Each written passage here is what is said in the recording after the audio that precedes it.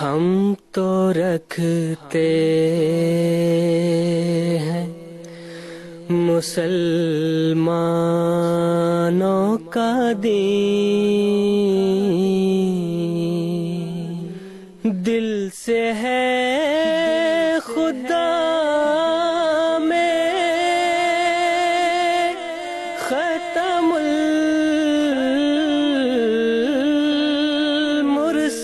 المرسلین، دل سے ہے خدا میں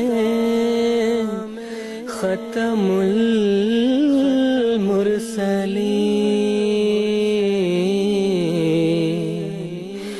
ختم المرسلین۔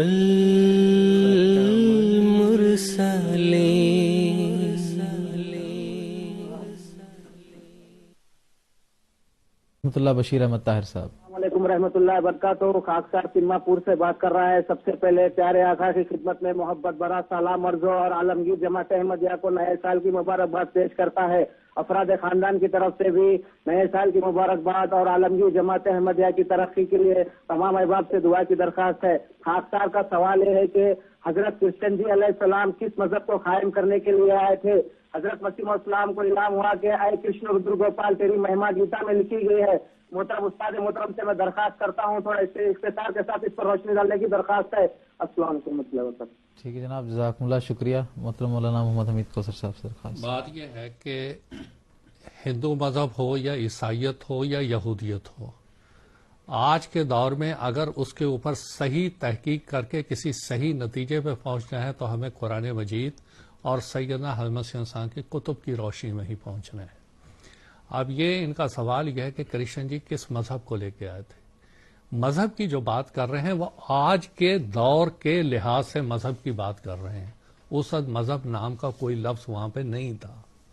اور اگر ہم قرآن مجید کی روشنی میں اس کی بات کریں تو سورہ نحل جو سورت نمبر 16 ہے اور آیت نمبر 37 میں ہے، اور یقیناً ہم نے ہر امت میں ایک رسول بھیجا، انعبدوا اللہ واجتنبوا الطاغوت۔ اس کا مقصد کیا تھا کہ اللہ کی عبادت کرو اور بتوں سے اجتناب کرو۔ یعنی جو کرشن علیہ السلام جو تعلیم ارجن کو انہوں نے گیتا میں دی وہ ساری کی ساری آپ پڑھ لیں جو وحدانیت اور توحید سے متعلق ہے۔ اس میں بار بار بار بار وہ یہ کہتے ہیں کہ ایک اللہ کی عبادت کرو۔ ابھی میں نے حوالہ پڑھ کے سنایا جس میں وہ کہہ رہے ہیں کہ اس خدا کی طرف سے جس نے مجھے بھیجا ہے میں اس کا جز ہوں۔